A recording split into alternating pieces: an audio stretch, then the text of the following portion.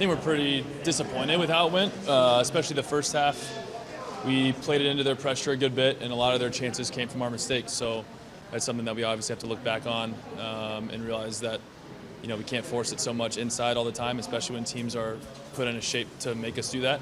And maybe there are times when we can stretch them and get in behind with some runs and behind, a little more direct in some points in the game. So, yeah, I think it was just not a great start for us. We got some more of the ball, more possession there in the second half with the change of the shape. I thought we had more success in that shape.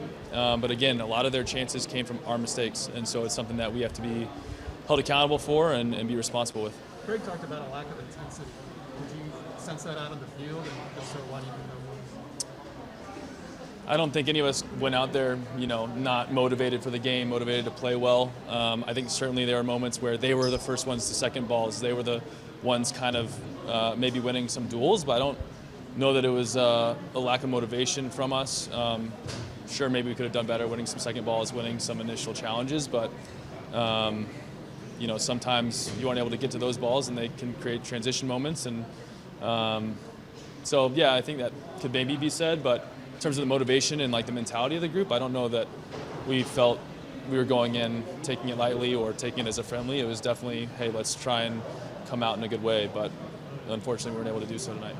Well, you mentioned that change of shape in the second half. How comfortable with the personnel with Mark and Reggie? That was good. It's something that we've done a few times in games in the past, definitely in some training in the past, and so those are guys, you look at Reggie playing a little bit more of that role at his club level, playing on the right side in a 3, and then Mark obviously comfortable playing on the left side. So a shape that we're ready to adapt to. We can always morph into that shape if we need to, and I thought, again, it created more problems for them, more composure for us, and we were able to kind of circulate the ball a little bit easier there in the second half. In the first, you talked about the shape, the movement looked a little stagnant.